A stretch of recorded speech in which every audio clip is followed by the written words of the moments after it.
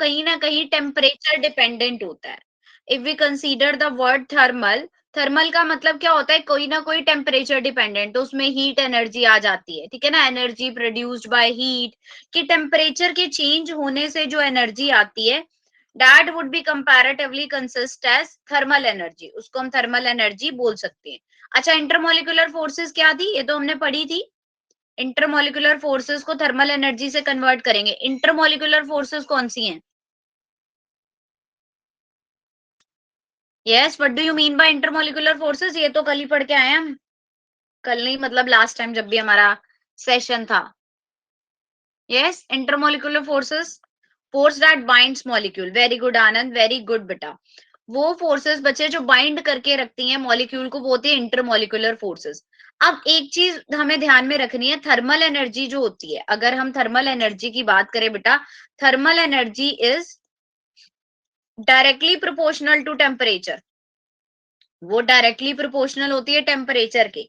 लेकिन अगर हम किसकी बात करें, इंटरमोलिकुलर फोर्स ऑफ इंटरेक्शन की, अगर हम इंटरमोलिकुलर फोर्सेस की बात करें, इंटरमोलिकुलर फोर्सेस टेम्परेचर के बढ़ने से क्या होती है, कम होती रहती है, ये इनवर्सली प्रोपोर्शनल होती है टेम्परेचर के।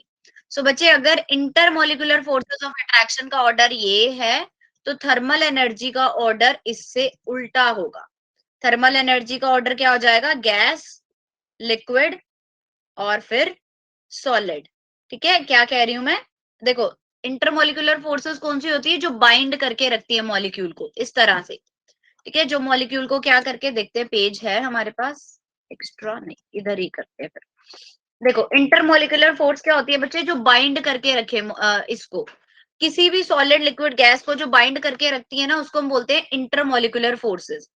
और ये देखो, ये हमारे पास है ना, इंटरमोलिकुलर फोर्सेस इंक्रीज करती हैं जैसे जैसे उनके मॉलिक्यूल्स, पार्टिकल्स जो हैं, ये डिक्रीज करेंगी। जनरली यहाँ पे गलत लिखा गया, इंटरमोलिकुलर फोर्सेस क्या करती हैं बच्चे, डिक्रीज करती हैं। सॉलिड में सबसे ज्यादा होती है इंटरमोलिकुलर फोर्स, फिर लिक्विड में और फिर गैस में, क्योंकि हमें पता है जैसे जैसे लिक्विड की तरफ जाएंगे, ठीक है, लिक्विड में जाएंगे तो क्या होगा बेटा, लिक्विड के इंटर पार्टिकल जो है वो दूर दूर होते हैं, मतलब उनको कनेक्ट करके रखने वाली फोर्सेस थोड़ी लेस स्ट्रॉन्ग होती है as compare to gases. Gases में तो क्या थे, पार्टिकल्स बहुत ज्यादा फ्लो करते हैं, ठीक है ना, पार्टिकल्स में फ्लोइंग टेंडेंसी थी। तो उस केस में इंटरमोलिकुलर फोर्स ऑफ अट्रैक्शन का ऑर्डर क्या रहता है, सॉलिड में सबसे ज्यादा, लिक्विड में कम और गैस में उससे भी कम। ये हो गई आपके पास इंटरमोलिकुलर फोर्सेस का ऑर्डर। अब हमारे पास क्या होता है बेटा, थर्मल एनर्जी। थर्मल एनर्जी सीधा है टेम्परेचर डिपेंडेंट। तो सबसे ज्यादा टेम्परेचर किस स्टेट में हाई रखेंगे हम, जब हमें गैस चाहिए। गैस क्या होती है, बॉइलिंग पॉइंट से अबव, यानी 100 डिग्री पे आप उसको पानी को गर्म करोगे तभी तो वो वेपराइज बनेगा। लिक्विड में हम उसको रूम टेम्परेचर भी दे सकते हैं 30 डिग्री, लेकिन सॉलिड के लिए टेम्परेचर क्या होना चाहिए, 0 डिग्री सेल्सियस। तो जितना ज्यादा टेम्परेचर होगा उतनी ज्यादा थर्मल एनर्जी होगी। ठीक है, तो आपको ये चीज ध्यान में रखनी है, थर्मल एनर्जी बेटा डायरेक्टली प्रोपोर्शनल है टेम्परेचर के, और उसका ऑर्डर क्या रहता है, गैस, लिक्विड और solid. On the other hand intermolecular forces, उसका ऑर्डर क्या रहता है हमारे पास, वो इनवर्सली प्रोपोर्शनल होती है टेम्परेचर के, सॉलिड, लिक्विड और गैस। तो इंटरमोलिकुलर फोर्सेस और वर्सेस थर्मल एनर्जी में हम क्या कहेंगे कि ये दोनों ही एक दूसरे के ओपोजिट हैं। ठीक है ना, इंटरमोलिकुलर फोर्सेस सबसे ज्यादा सॉलिड में होती है, जबकि थर्मल एनर्जी सबसे ज्यादा गैसेस में होती है। Solid possess the strongest intermolecular force of attraction while the gases possess the least intermolecular force of attraction। ये बात सबको क्लियर हुई इंटरमोलिकुलर फोर्सेस और थर्मल एनर्जी के बारे में? किसी को कोई भी प्रॉब्लम है तो please ask. Yes, anyone having any problem in this? Clear, ठीक है, वेरी गुड, ओके ग्रेट। और कोई बच्चा क्लियर या? Okay, good good good. नींद खोल लिया करो, थोड़ी जल्दी आया करो सारे बच्चे, अपना ही नुकसान कराओगे फिर। चलो, ठीक है, उसके बाद बेटा हमारे पास very very important topic, that is about the ideal gas. ठीक है, अब हम पढ़ेंगे आइडियल गैस। ठीक है, ideal gas is a hypothetical concept. ये एक हाइपोथेटिकल कॉन्सेप्ट है। हाइपोथेटिकल किसको बोलते हैं हम? Yes, any idea about the hypothetical word? किसी को है आइडिया? इमेजिनरी बोल सकते हो आप इसको। हाइपोथेटिकल क्या होती है, जैसे हम बोलते हैं ना ये तो अपनी मन की कहानियां बना रहा है, मीन्स मन गढ़ंत कहानियां, एक इमेजिनरी चीज को वो करना, अपने आप से ही कहानी बनाना, ठीक है, दैट वुड बी हाइपोथेटिकल। ठीक है, बट हाइपोथेटिकल में जनरली हम रियल गैसेस, हमने ये पढ़ा है कि कोई भी गैस रियल गैस नहीं होती, इमेजिनेशन, ठीक है, फिक्शन, एज्यूमिंग, बिल्कुल सही बेटा। सो आइडियल गैस भी एक हाइपोथेटिकल कंसेप्ट है। इसके वेरियस एजम्पशंस है, क्या क्या एजम्पशन किए गई। पहली एजम्पशन बेटा हमने ली, the force of interaction between the molecule is zero. जो फोर्स ऑफ इंटरेक्शन है वो दो मॉलिक्यूल्स के बीच में जीरो है। ऑलमोस्ट आइडियल गैस में यही होता है बेटा, गैसेस के बीच में इंटरमोलिकुलर फोर्सेस बहुत बहुत लो होती है। बहुत लोगों को क्या मान लिया कि उनके बीच में जो फोर्स ऑफ इंटरेक्शन थी वो बिल्कुल ही जीरो थी। और मॉलिक्यूल जो है, the volume of the molecule is very small. एक जो मॉलिक्यूल आप कंसीडर कर रहे हो उसका वॉल्यूम भी बहुत कम है। और molecule of the gas collide with each other, molecule क्या होते हैं, गैस के एक दूसरे के साथ कोलाइड करते हैं, जैसे एक दूसरे के साथ टकरा रहे हैं। और वॉल्स के साथ भी वो कोलाइड करते हैं, ठीक है ना। तो गैसेस, आइडियल गैस के लिए हम पूरे प्रॉपर गैस लॉज पढ़ेंगे, बट सबसे पहले आइडियल गैस को हम बोलते हैं कि एक हाइपोथेटिकल कॉन्सेप्ट है जो कि फर्दर एजम्पशंस के ऊपर बेस्ड है। पहली एजम्पशन क्या है कि the force of interaction between the molecule is zero. जो फोर्स ऑफ इंटरेक्शन है मॉलिक्यूल्स के बीच में वो जीरो है। The volume of the molecule is very small. जो वॉल्यूम है किसी मॉलिक्यूल का वो बहुत ज्यादा स्मॉल होता है। And the molecules of the gas collide with each other and with the walls of the container. और जो मॉलिक्यूल्स हैं गैस के वो एक दूसरे के साथ कोलाइड करते हैं, और ऑल दो दीवार के साथ भी, जो कंटेनर की वॉल होती है उसके साथ भी कोलाइड करते हैं। ठीक है, so that's about the ideal gas. अब हम पढ़ेंगे state of a gas and state variables. कुछ वेरिएबल्स के थ्रू फिर हम अपने गैस लॉज को स्टडी करेंगे। ठीक है, ये गैस लॉ सबको क्लियर हुआ, आइडियल गैस। कहीं भी बच्चे प्रॉब्लम आ रही है यू कैन आस्क, आप आराम से पूछ सकते हो। So next let's discuss about the some states. ठीक है, state of a gas and state variable. The physical condition of the system is the state of gas. State क्या होगी बेटा, कि वो किस physical condition में है। ठीक है, वेरिएबल जो उसकी फिजिकल कंडीशन को डिनोट करते हैं that would be considered as state variable. जैसे कि what would be its pressure. हम कई बार बोलते हैं ना, देखो कैसे बात करते हैं हम, कि एक गैस है, उसका कांस्टेंट प्रेशर है, उसका प्रेशर कांस्टेंट है, बट टेम्परेचर वेरी कर रहा है। तो ये इसकी फिजिकल कंडीशंस होते हैं, ये that would be considered as its physical condition. अब यहाँ पे हम बेटा फिजिकल कंडीशन ये नहीं बोलेंगे कि गैस जो है वो सॉलिड है, लिक्विड है, या गैस स्टेट में है। ऑब्वियसली कि वो गैस है तो बेटा वो गैस ही रहेगी ना, उसमें सॉलिड लिक्विड का नहीं आएगा thing. So that would be considered as physical condition. यहाँ पे हमारे पास क्या रहेगी, फिजिकल कंडीशन हो जाएगी बेटा, कि जो किसी भी चीज पे क्या कंडीशन, स्टेट वेरिएबल्स क्या है, जैसे कि प्रेशर, पीवीटी हम इसमें लेते हैं। कई बार हम बोलते हैं कि ये गैस का प्रेशर कांस्टेंट है बट टेम्परेचर वेरी कर रहा है, gas is at constant volume या कांस्टेंट टेम्परेचर। तो ये सारी चीजें जो होती हैं these are considered as state variables. So the physical condition of the system is the state of a gas. जो फिजिकल कंडीशंस हैं उसकी मीन्स कौन सी चीज उसमें वेरी कर रही है और कौन सी चीज कांस्टेंट रह रही है, that would be considered as the state of a gas. वो फिजिकल कंडीशन होगी उसकी। द वेरिएबल्स जो डिनोट करते हैं बेटा फिजिकल कंडीशन को, उनको हम क्या बोलते हैं, स्टेट वेरिएबल्स। और इनको हम कैसे डिफाइन करते हैं, पीवीटी से, pressure, volume and temperature. So this is about the state variable and state of gas. Clear हुई ये बात सबको? Yes, anyone? फटाफट से रिप्लाई करो बेटा चैट में।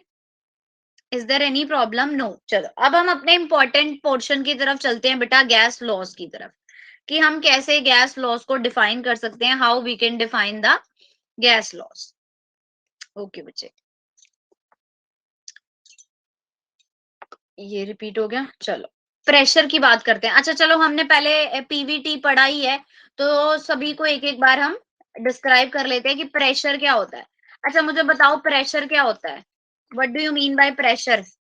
अभी कुछ बच्चे पता है क्या बोलेंगे, मैडम पढ़ाई का बड़ा प्रेशर है हमारे सिर पे, है ना, पढ़ाई का बहुत प्रेशर है, एग्जाम्स का बहुत प्रेशर है। यस, वो वाला प्रेशर, अरे नहीं ये तो इंटेलिजेंट साइंस के बच्चे हैं, इन्हें पता है फोर्स होना है एरिया। तो वही चीज आ गई बेटा। अब हम क्या बोलते हैं कि हमारा तो एरिया ऑफ एक्सपर्टीज बड़ा छोटा सा है और हम पे फोर्स लगाई जा रही है। So that would be considered as pressure, कि जितना फोर्स किसी पर्टिकुलर एरिया पे लगाया जाता है, जैसे हम बोलते हैं ना कि कितना जोर तुम्हारे दिमाग पे लगाया जा रहा है, दैट वुड बी प्रेशर। अगर आप ये बोलो कि मैम प्रेशर का मतलब कि दिमाग पे बहुत ज्यादा बर्डन है, तो वो बात भी बिल्कुल सही है बेटा। वो भी एक तरह से हम उसको प्रेशर क्यों बोलते हैं, क्योंकि कितना फोर्स लग रहा है आपके उस पर्टिकुलर ब्रेन के एरिया पे, दैट इज जनरली प्रेशर ना। तो प्रेशर क्या होता है, force exerted on an object per unit area, यानी कि P is equal to F by A, कि कितना फोर्स लग रहा है एक पर्टिकुलर एरिया पे, that is considered as pressure. तो जो फोर्स अप्लाई करते हैं वो हमेशा परपेंडिकुलर होती है ऑब्जेक्ट के, the force applied is always perpendicular to the object. Perpendicular समझते हो ना, 90 के एंगल पे। जस्ट अ मिनट, हाँ 90 डिग्री।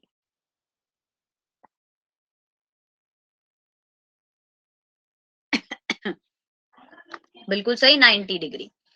सो फोर्स जो बेटा जनरली हम परपेंडिकुलर ही लगाते हैं, और यूनिट जो होती है फोर्स की, दैट इज पास्कल।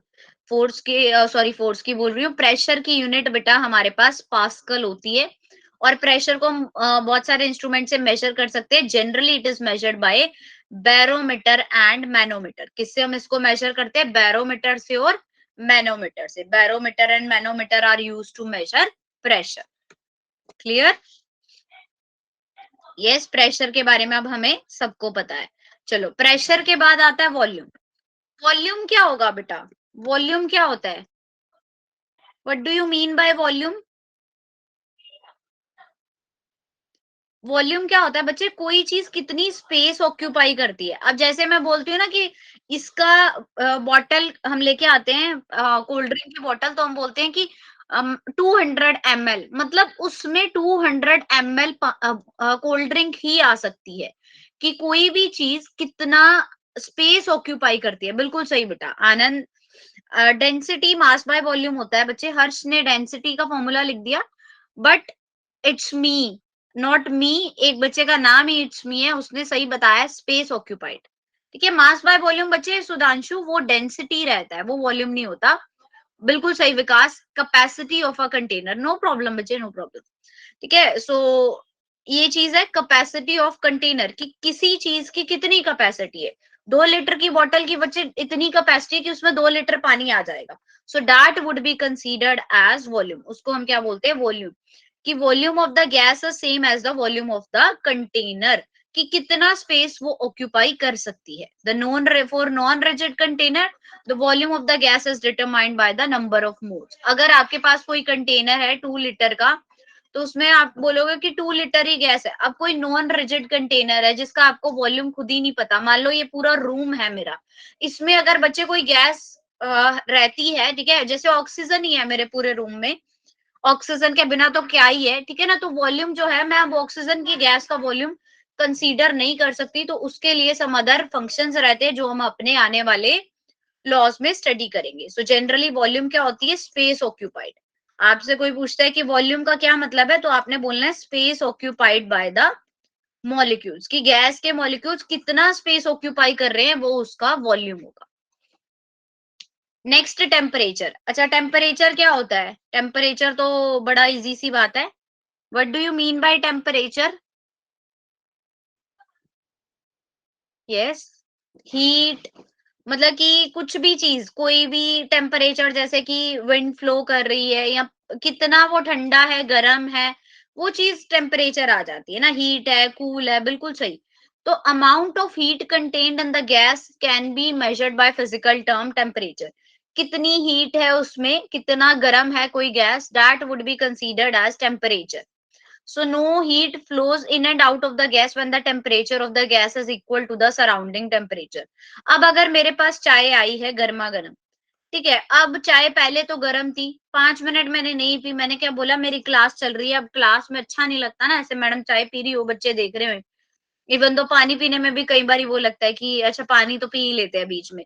अब चाय नहीं ना पी सकते, अब चाय मैंने रख दी। ठीक है, 10-15 मिनट बाद वो चाय ठंडी हो जाएगी। बेटा जब रूम टेम्परेचर और चाय का टेम्परेचर सेम हो गया, मेरा रूम का टेम्परेचर था, मान लो आजकल सर्दी है, रूम का टेम्परेचर 20 है और चाय भी ठंडी होके 20 पे पहुंच गई, तो क्या होता है तब इनके बीच में जो हीट फ्लो है ना वो खत्म हो जाता है, वो जीरो हो जाता है। क्यों? क्योंकि जितना आपका रूम टेम्परेचर है उतना ही चाय आपकी ठंडी है। तो फिर क्या रहेगा, पहले जब चाय गर्म होगी तो हाँ, तो जरूर वो हीट फ्लो करती रहेगी बाहर की तरफ, ठीक है ना, हीट फ्लो तब होगा। लेकिन जब वो इक्वल आ गई रूम टेम्परेचर पे, then there would be no heat flow in and out of the gas. So the temperature of the gas is equal to the surrounding temperature. Clear? Yes, is it clear to all? And what we use to calculate the temperature, अपनी body का temperature हो चाहे lab में किसी भी uh, उसका liquid का temperature use करना हो, तो वी जनरली यूज थर्मामीटर। ठीक है, और यूनिट्स जो है टेम्परेचर की वो मोस्ट कॉमनली सेल्सियस, केल्विन और फ़ारेनहाइट होती है। अच्छा, जो टेम्परेचर हम अपनी बॉडी का मेजर करते हैं वो किस में होता है? कितना टेम्परेचर, जैसे बॉडी का टेम्परेचर किस में हम मेजर करते हैं थर्मोमीटर से? Yes, Fahrenheit. Very good, very good, great, absolutely correct. Intelligent बच्चे हैं भाई इस बैच के तो। चलो, अब हम पढ़ेंगे अपने गैस लॉज। गैस के कुछ लॉज होते हैं that we are going to study. So gas law was discovered on their experimental studies. अब पहले बच्चे हमने बोला था ना आइडियल गैस और रियल गैस में वो कुछ क्या थे, एक हाइपोथेटिकल सिचुएशंस थी। अब हम इनको मेजरेबल प्रॉपर्टीज के थ्रू पढ़ेंगे। गैस लॉज जो जनरली स्टडी करे गए वो एक्सपेरिमेंटल स्टडीज के ऊपर ही थे। These laws are relationship between measurable properties of gases. इन लॉज की रिलेशनशिप रहती है मेजरेबल प्रॉपर्टीज ऑफ गैसेस के बीच में। कैसे, कौन कौन सी प्रॉपर्टीज होंगी? Mass, sorry sorry, mass, volume, temperature and pressure. इससे पता चलता है सर्दी आ गई, अब पूरे कपड़े पहनने पड़ेंगे, है ना। यस, दिल्ली में कैसा है मौसम, सर्दी हो गई है या नहीं हुई अभी? So let's back to the topic. Gas laws में क्या रहेगा बेटा? Gas laws were discovered as a result of their experimental study, और उसमें जो मेजर करते हैं प्रॉपर्टीज वो रहती है मास, वॉल्यूम, पीवीटी और एम। ठीक है, पीवीटी और मास आ जाता है। अब हम वन बाय वन, सबसे पहले आता है बेटा हमारे पास Boyle's law. The very first gas law is Boyle's law. Boyle's law ने हमें रिलेशनशिप दिया था प्रेशर और वॉल्यूम के बीच में। Boyle's law give us the relationship between P and V, pressure and volume. At a constant temperature, किसी भी कांस्टेंट टेम्परेचर पे क्या रहता है, जो प्रेशर होता है वो इनवर्सली प्रोपोर्शनल होगा वॉल्यूम के, यानी P is inversely proportional to volume.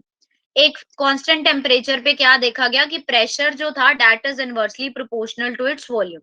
So the value of the proportionality constant of each curve correspond to a different constant temperature.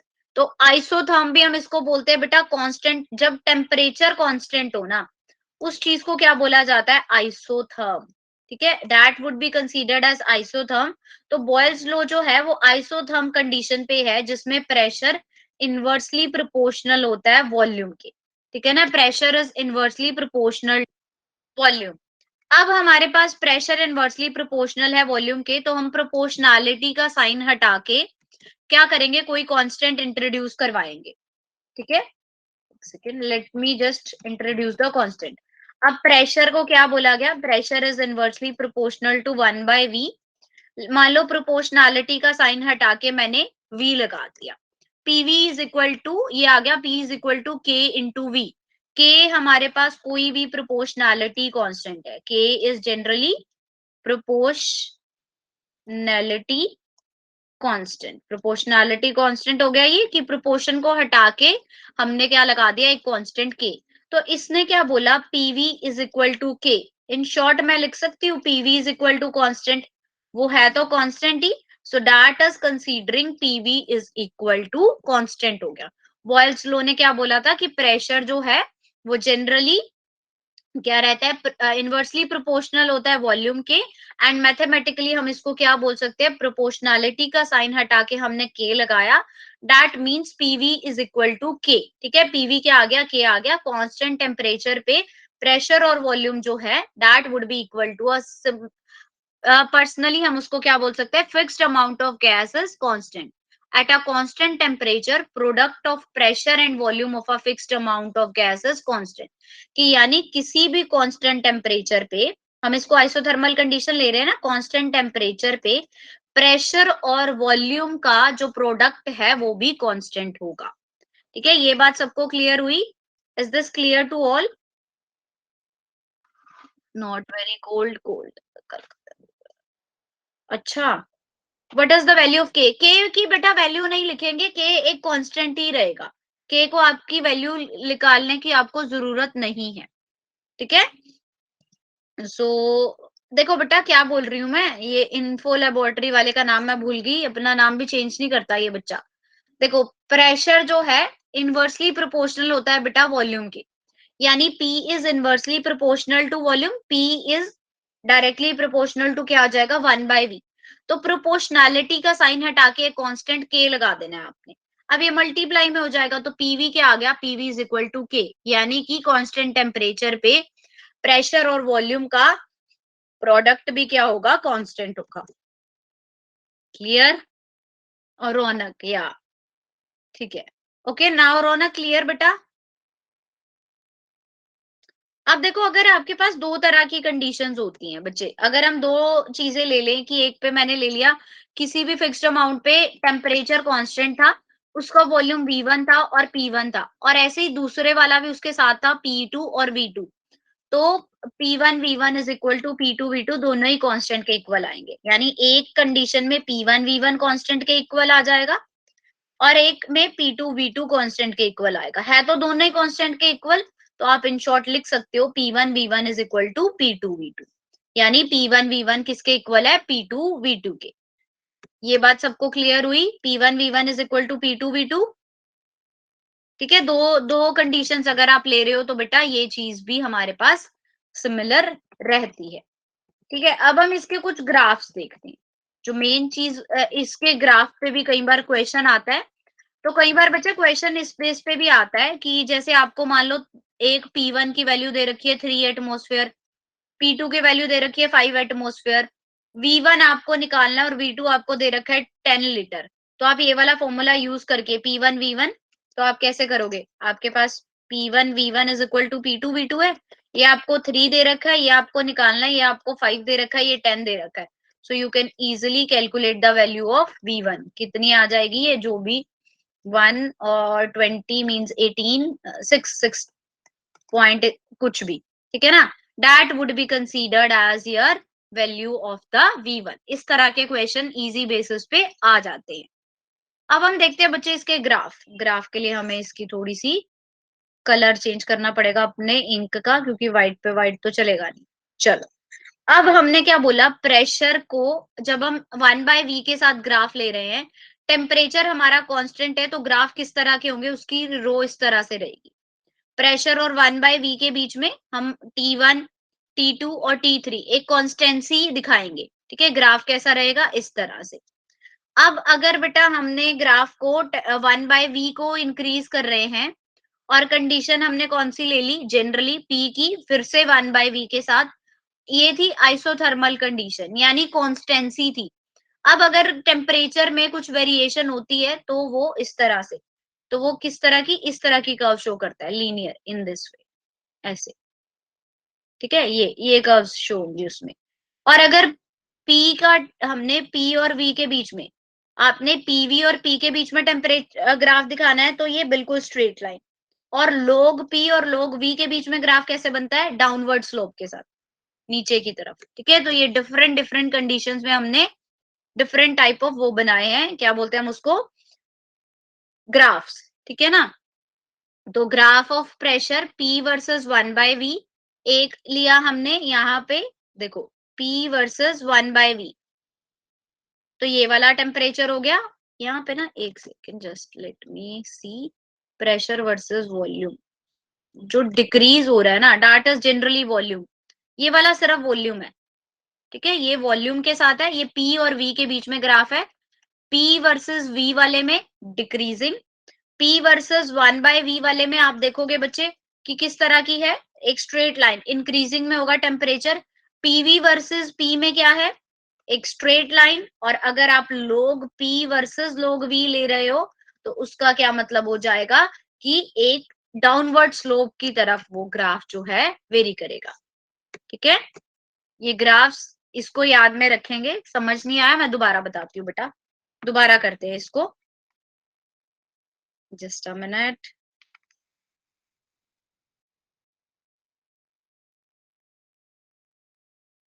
Okay, सी हमें बच्चे चार तरह के, अच्छा लॉग, लॉग भी बता देती हूँ। लॉग तो मैथ्स में पढ़ा नहीं अभी, लॉग वैल्यू मैं बताती हूँ।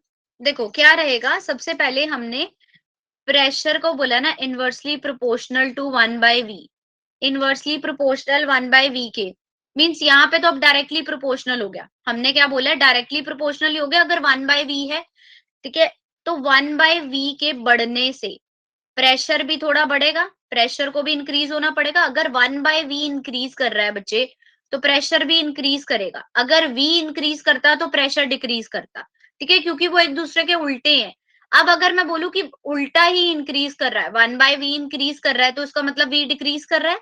तो जब प्रेशर और 1/v के बीच में है तो वो भी इंक्रीजिंग ऑर्डर में अपने ग्राफ देंगे। अब यहाँ पे ये प्रेशर और वॉल्यूम के बीच में है, तो वही बात आ गई बेटा, प्रेशर जो है वो इनवर्सली प्रोपोर्शनल है वॉल्यूम के, यानी वॉल्यूम के इंक्रीज करने से प्रेशर डिक्रीज होगा, हमारा प्रेशर क्या करेगा, वो डिक्रीज करेगा। तो वही चीज तो हमने शो करी है कि जैसे जैसे वॉल्यूम बढ़ा प्रेशर क्या करता रहा, डिक्रीज कर रहा है। वॉल्यूम तो इस साइड बढ़ रहा है और प्रेशर ऊपर की तरफ बढ़ना था, और रो कैसे आ रही है, नीचे की तरफ, तो मतलब प्रेशर क्या कर रहा है, डिक्रीज कर रहा है जनरली। अब हमने पीवी और पी के बीच में ले लिया, यानी पीवी और पी के बीच में तो कांस्टेंसी है, उसमें क्या रहेगी, लीनियर कर्व्स आ जाएंगी आपकी, बिल्कुल लीनियर, कि उसके बढ़ने से वो भी थोड़ा बढ़ ही रहा है, ठीक है, जनरली कांस्टेंट ही चल रहा है, उस पर ज्यादा इफेक्ट नहीं पड़ेगा। अब लोग क्या होता है, लोग वैल्यू जनरली हम बोलते हैं ना, लोग वैल्यू क्या लेते हैं, लोग तो आपने मैथ्स में अभी नहीं पढ़ा, लोग के बारे में आइडिया नहीं है, लॉगरिथमिक, नो, ये बच्चे आपको मैथ्स में पढ़ाएंगे ज्यादा वे में। लॉग क्या होता है, लॉगरिथमिक वैल्यू लेते हैं हम, जैसे कोई भी चीज होती है ना, लॉग 10 लेते हैं तो लॉग 10 की वैल्यू 1 होती है, ऐसे ही लॉग 5 की, लॉग 50 की वैल्यू, ये लॉग का टेबल होता है, उसके थ्रू लॉग वैल्यूज हम देखते हैं। तो ये आपको अभी तो ये आप ऐसे ही याद कर सकते हो, उसमें जैसे जो वैल्यूज निकालनी होती है ना, उसमें टेबल के थ्रू मैं आपको बताऊंगी कि कैसे निकालनी है, ठीक है। ये इसका एक टेबल होता है, उससे आप सिर्फ उसकी वैल्यूज को नोट कर सकते हो, ठीक है। ये कैलकुलेशंस को इजी बनाने के काम आती है, जहां पे बहुत जैसे e raise to the power 24 होता है, तो उसके लिए हम उसको 24 लोग e लिख देते हैं, ठीक है ना। तो मतलब ये कैलकुलेशंस को इजी करने के काम आती है, जनरली लोग को हम इसीलिए यूज करते हैं। बाकी लोग का सारा जो मेथड है वो you can read in mathematics, maths में आपको ये लोग एंटी लोग के बारे में सारा आएगा, पावर फॉर्मूलाज कह सकते हो आप इसको, ठीक है। ये ग्राफ्स हैं, ये हमें थोड़े से ध्यान में रखने हैं, ठीक है। ये चारों ग्राफ अभी सबको समझ आए, क्लियर हो रहे हैं, यस और नो, यस, ठीक है,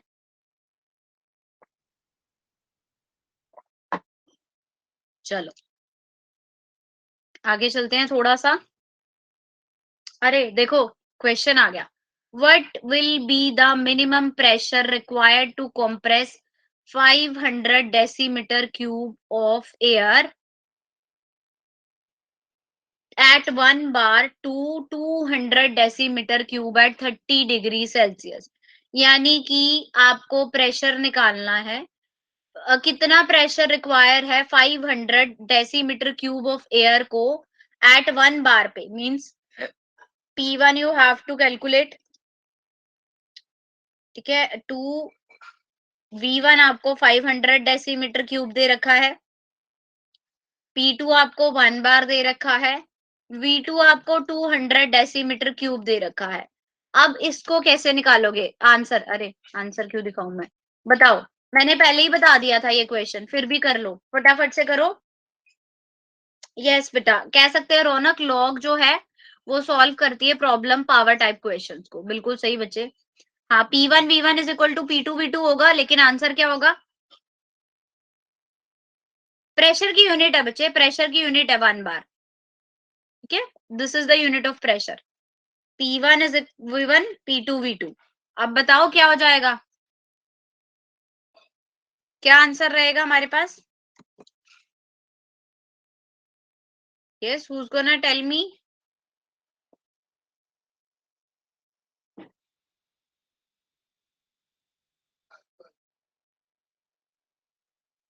फटाफट से बताओ।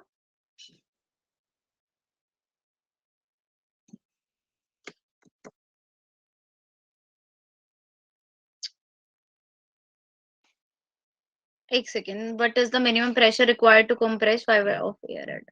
अच्छा, 500 1 बार P1 दे रखा है, P2 निकालना है आपको। बात तो चलो सेम ही रहेगी, बट स्टेटमेंट में ध्यान से हम इसको, एक second, let me raise this. देखो क्वेश्चन दोबारा पढ़ते हैं। What will be the minimum pressure required to compress 500 decimetre cube of air at 1 bar? Means V1 is equal to 500 decimetre cube, P1 is equal to 1 bar. कितना pressure हमें चाहिए for the same 200 decimetre cube के लिए? यानी V2 हमें 200 decimetre cube दे रखा है, हमें P2 निकालना है। अब मैंने आपको बॉयल्स लॉ में फॉर्मूला बताया था, P1 V1 is equal to P2 V2। इसको बच्चे आपने लिखना ऐसे ही है पेपर में कि गिवन कंडीशंस, फिर यहाँ पे आप P1 V1 is equal to P2 V2 पूरा सीधा नहीं लिखोगे, लिखोगे according to Boyle's law P1 V1 is equal to P2 V2। तो P1 की वैल्यू 1, V1 की वैल्यू आपको क्या दे रखी है 500, P2 की वैल्यू 200 और V2 ऐसा सच रखा। तो 500 divided by 200 is equal to V2 means 2.5, P2 sorry P2 है, तो ये क्या आ जाएगा 2.5 bar. This would be the answer, ये चीज। ठीक है, P1 V1, ये सबका हुआ, क्लियर हुआ सबको ये न्यूमेरिकल? बच्चे वो तब करेंगे जब दोनों तरफ डिफरेंट यूनिट होती है। अब दोनों में सेम है ना, तो कोई जरूरत नहीं है उसको करने की। अरे भाई, ये क्या हो गया रौनक? चैप्टर कौन सा है? 5th चैप्टर चल रहा है, नींद से जागे अब? यस, नींद आ रही थी। Clear, okay. ठीक है, ये बात क्लियर हुई।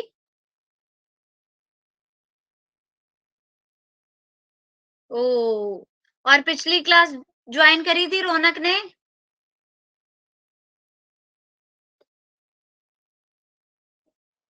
ठीक है, सो जनरली बेटा यही रहता है हमारे पास। ठीक है, दिस इज 5th चैप्टर कर रहे हैं बच्चे, स्टेट्स ऑफ मैटर।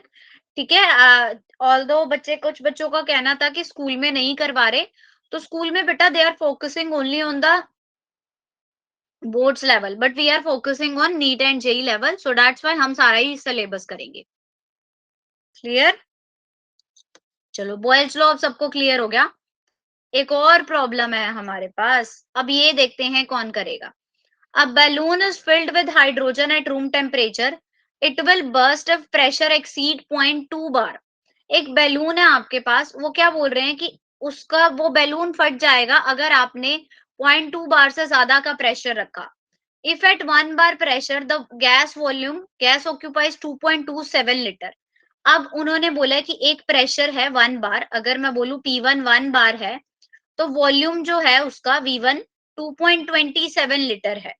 अब आपको प्रेशर 0.2 बार दे रखा है, आपको दिखाना है कि वॉल्यूम कितना हो सकता है, कितने वॉल्यूम तक जो है बैलून को आप एक्सपेंड कर सकते हो। ठीक है, सो निकालो इसको, इसका आंसर बस मुझे बताओ फटाफट से। अब ये मैं नहीं करूंगी, आप लोग आंसर बताओगे। हाँ बच्चे, आउट ऑफ सिलेबस इसलिए है, सीबीएसई में नहीं है, बट नीट और जेई में तो आएगा ना, सो दैट्स वाई। ठीक है, चलो ये वाले क्वेश्चन का आंसर मेरे को फटाफट से करके बता दो।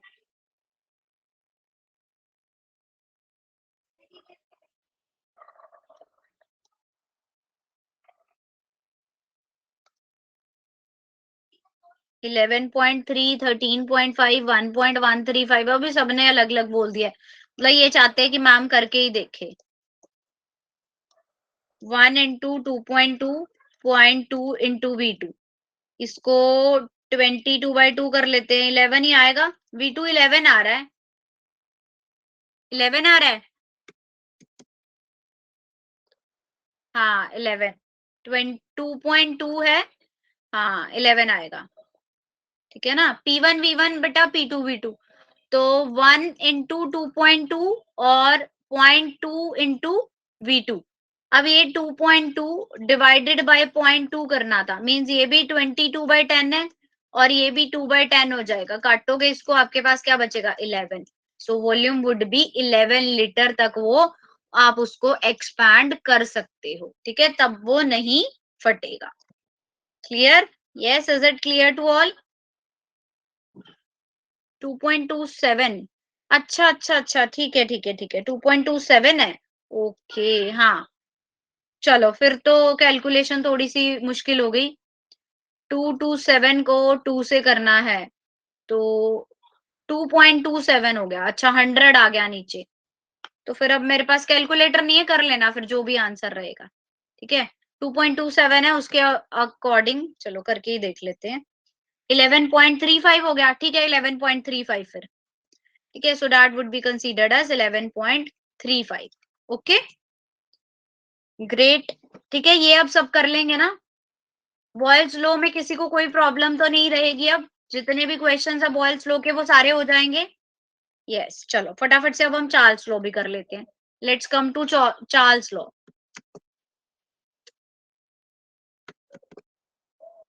ओके नेक्स्ट है हमारा बेटा चार्ल्स लॉ।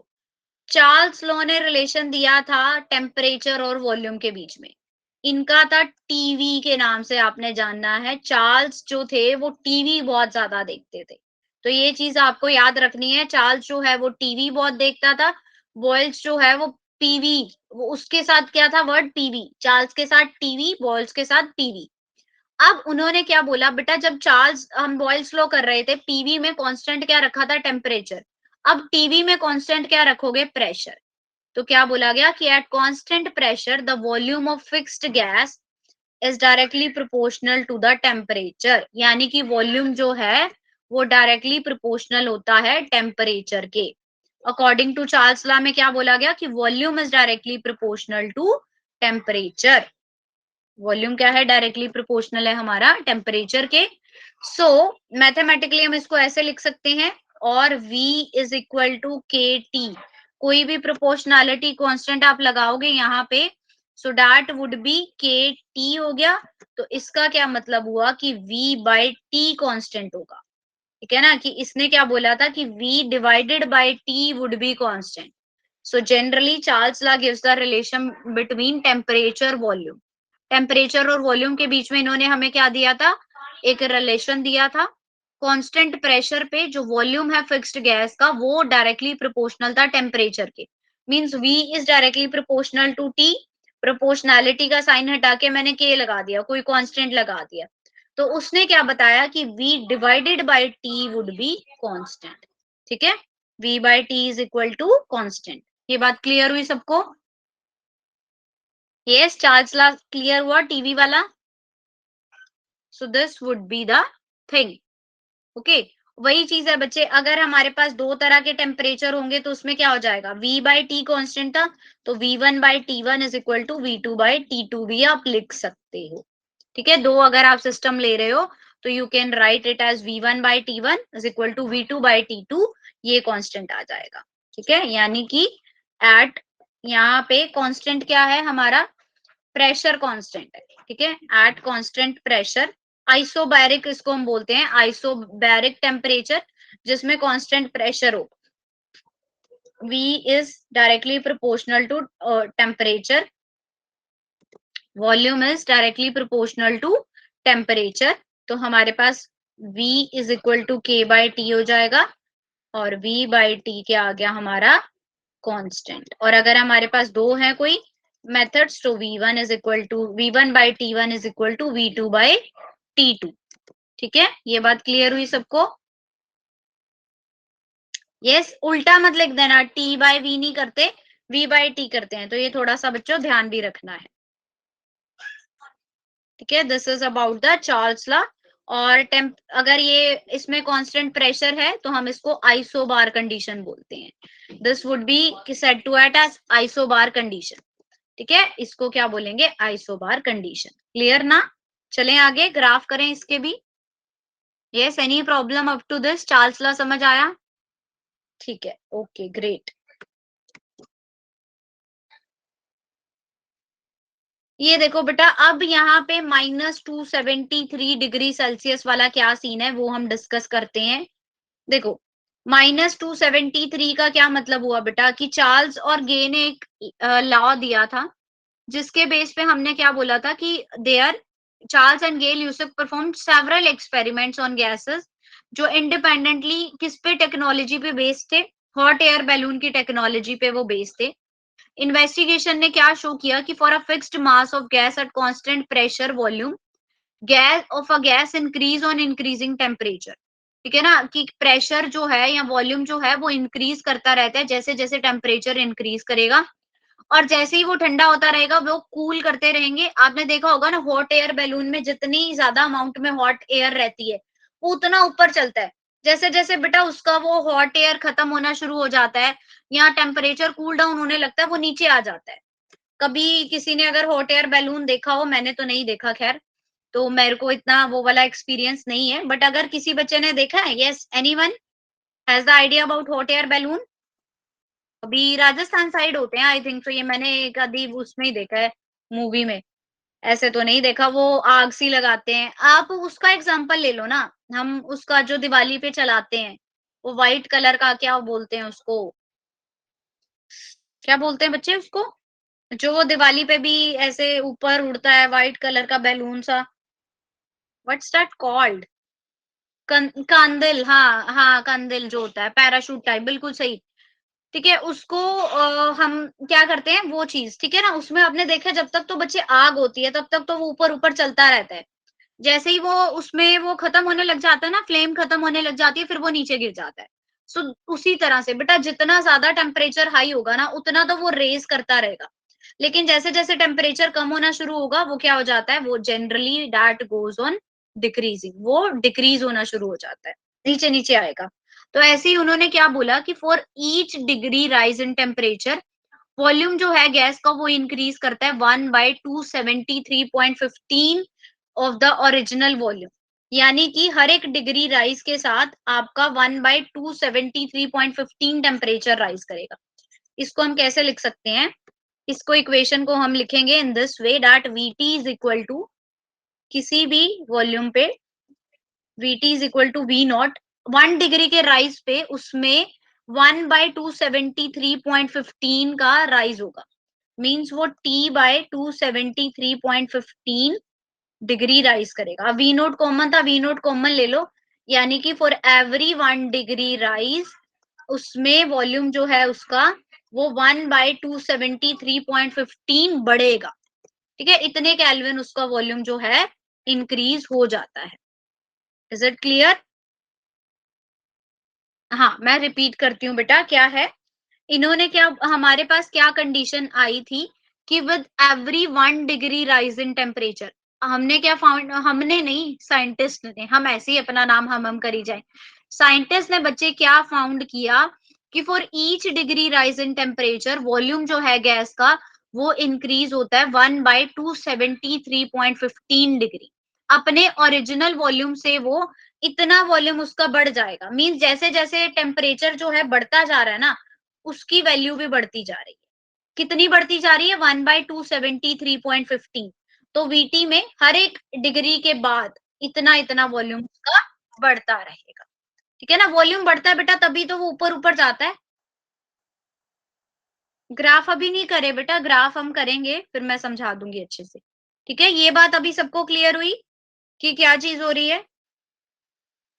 उसका वॉल्यूम थोड़ा थोड़ा बढ़ता जाएगा, थोड़ा भी कि बहुत थोड़ा है ये। अगर आप देखोगे 1/273.15 बहुत लो वैल्यू आने वाली है, तो ऑलमोस्ट ना के बराबर, बट फिर भी उन्होंने एक चीज ये डिस्कस करी। अब मैं ग्राफ समझा देती हूँ। ग्राफ में क्या था कि वॉल्यूम जो है, हमने बोला ना कि वॉल्यूम बढ़ता जा रहा है, लेकिन माइनस में है टेम्परेचर। जैसे जैसे टेम्परेचर जो है माइनस में, टेम्परेचर बढ़ेगा तो वॉल्यूम क्या करेगा? इंक्रीज। तो हमने एक बैक से ले लिया। बैक से क्यों लिया? क्योंकि हम माइनस में भी तो राइज करवा रहे थे ना। तो आपने बताना क्या है, जनरली वॉल्यूम टेम्परेचर के बढ़ने से वॉल्यूम भी बढ़ेगा, means volume is generally directly proportional to temperature आ रहा है यहाँ पे, कि इफ वी इंक्रीजेस टेम्परेचर भी इंक्रीज करेगा। तो टेम्परेचर पीछे से चल रहा है -273 से भी, जैसे जैसे टेम्परेचर बढ़ेगा आपका वॉल्यूम बढ़ता रहेगा, यानी V is directly proportional to temperature. इसको हमने क्या बोल दिया, V is equal to KT। तो कांस्टेंट क्या आ गया, अब V बाय T हमारे पास क्या आ गया, कोई कांस्टेंट आ गया। यही तो था हमारा चार्ल्स लॉ, कि वॉल्यूम जो है वो डायरेक्टली प्रोपोर्शनल है टेम्परेचर के, यानी अगर टेम्परेचर बढ़ेगा तो वॉल्यूम भी बढ़ेगा। V नॉट क्या है हियर, V नॉट कहाँ लिखा है बच्चे? अभी थोड़ा ग्राफ समझ आया? V नॉट इनिशियल वॉल्यूम होता है। हाँ, वो चीज आप ऐसे करते हो ना, जैसे हम बोलते हैं V not initial volume, VT final volume, या V1 कुछ भी ऐसे लिख सकते हो आप, ठीक है। आप V नॉट की जगह उसको V1 V2 कर दो, वो कोई प्रॉब्लम नहीं है उसमें। ओके। और प्रेशर और वॉल्यूम और टेम्परेचर के बीच में प्रेशर का क्या रहेगा? प्रेशर भी जनरली वॉल्यूम के बढ़ने से बढ़ता है। ये V और T की प्रेशर के रिकॉर्डिंग वो है। वैसे जो जनरली प्रेशर जो है वो कांस्टेंट है, बट अलग अलग प्रेशर के बेस पे ले लिया। अगर आप एक ही प्रेशर लोगे V और T का प्रेशर के बीच में, तो वो कांस्टेंसी दिखाएगा, एक simple straight line with the constant value. ठीक है, तो ये जनरल मेन ग्राफ इसका यही होता है कि बेटा वॉल्यूम डायरेक्टली प्रोपोर्शनल था टेम्परेचर के, तो वॉल्यूम के इंक्रीज करने से टेम्परेचर भी जो है वो इंक्रीज करता है। So this would be the thing in this. अब ये बात क्लियर हुई सबको? रिपीट कर दूं ग्राफ को? ठीक है बच्चे, मैं रिपीट कर देती हूँ। देखो यहाँ पे ग्राफ में क्या है, लेट मी इरेज दिस, और फिर हम एक बारी दोबारा करते हैं, इसको लिखते हैं। देखो बच्चे, ग्राफ में हमारे पास क्या देखने को मिल रहा है कि ये टेम्परेचर है। मान लो टेम्परेचर 0 से शुरू ना करके हमने माइनस से शुरू कर दिया। कोई ग्राफ हम करते हैं ना, -273 से हम शो कर रहे हैं। जैसे जैसे बच्चे टेम्परेचर बढ़ रहा है, इन्होंने क्या दिखाया, जैसे जैसे टेम्परेचर बढ़ रहा है, यानी यहाँ पे कोई टेम्परेचर पॉजिटिव में आ जाएगा। जैसे जैसे टेम्परेचर बढ़ रहा है वैसे वैसे वॉल्यूम भी बढ़ रहा है। So this is the graph showing कि जो वॉल्यूम है वो डायरेक्टली प्रोपोर्शनल है टेम्परेचर के, क्योंकि वॉल्यूम के बढ़ने से क्या हो रहा है, ग्राफ वॉल्यूम के बढ़ने से टेम्परेचर भी बढ़ रहा है, सो ग्राफ भी इंक्रीजिंग ऑर्डर में आ रहा है। So this is the graph showing about the Charles law, कि जो वॉल्यूम है that is directly proportional to temperature, कि अगर वॉल्यूम बढ़ेगा तो टेम्परेचर भी बढ़ेगा, और अगर टेम्परेचर बढ़ेगा तो वॉल्यूम भी बढ़ेगा। और अगर बच्चे हमें प्रेशर क्या दिखाना था इसमें, तो प्रेशर में क्या रहेगा, V और T के बीच में प्रेशर हमने कांस्टेंट रखा था, तो बस एक कांस्टेंट लाइंस, ठीक है, एक कांस्टेंसी ये हमें इंक्रीजिंग ऑर्डर में शो करेगी। जनरली पीबीटी भी इंक्रीज ही करता है वॉल्यूम और टेम्परेचर के कॉरेस्पॉन्ड। उसमें बच्चे प्रेशर के अकॉर्डिंग भी है। सेकंड वाले ग्राफ में क्या है, आप देखोगे प्रेशर डिफाइन किया हुआ हमने P1 P2 और P3, लेकिन इधर वाले में सिर्फ वॉल्यूम और टेम्परेचर है। What happens to temperature when pressure increases? Temperature is also goes on increasing बेटा, टेम्परेचर भी इंक्रीज करेगा, ठीक है। बट ऑल दो इस कंडीशन को हम आइसोबैरिक ले रहे हैं ना, चार्ल्स लॉ में हमने क्या बोला कि प्रेशर कांस्टेंट रखना है। तो इस केस में आप प्रेशर को इंक्रीज नहीं कर सकते, because you have to put the pressure constant. सिर्फ आप उसके वॉल्यूम और टेम्परेचर के बेस पे चेंजेस नोटिस करोगे, ठीक है। आइए देखो ना आनंद बेटा, हमने ये यहाँ पे कंडीशन रखी थी कि generally directly at constant pressure, pressure हमने कांस्टेंट रखा था। So that's the thing. Clear हुई ये बात सबको? यस, ग्रेट बेटा, वेरी गुड। ये हो गया हमारा चार्ल्स लॉ। चलो एक क्वेश्चन चार्ल्स लॉ का। A sample of helium 500 centimetre cube at 373 kelvin, calculate the temperature at which the volume become 260 centimetre cube. यानी कि V1 आपको 500 दे रखा है, T1 आपको 373 केल्विन दे रखा है, V2 आपको 260 सेंटीमीटर क्यूब दे रखा है, T2 आपको निकालना है। अब फॉर्मूला क्या है, V1 by T1 is equal to V2 by T2, यानी कि 500 divided by 373 is equal to 260 divided by T2। तो T2 की वैल्यू क्या आ जाएगी आपकी, 373 इंटू 260 डिवाइडेड बाय 500, इसको आप कैलकुलेट करोगे, you will get the value of T2। ठीक है ना, ये क्लियर हुआ ना सबको? Pressure must be constant, if it increase then charge is not applicable. Yes, you can say Raunak. ठीक है, तो T2 की क्या आ जाएगी? निकालो, कैलकुलेटर है किसी के पास तो फटाफट से करो कैलकुलेशन। 141। ग्रेट। तो 141 केल्विन हमारा क्या आ गया आंसर? अरे गलत निकाल दिया, 263 नहीं 260 है यहाँ पे। ठीक है, 260 373 इंटू 500। तो इन्होंने 263 लिख दिया है। अब हम देख लेते हैं क्या होना चाहिए। आंसर हमारा क्या होगा? 260 इंटू 373 डिवाइडेड बाय 500।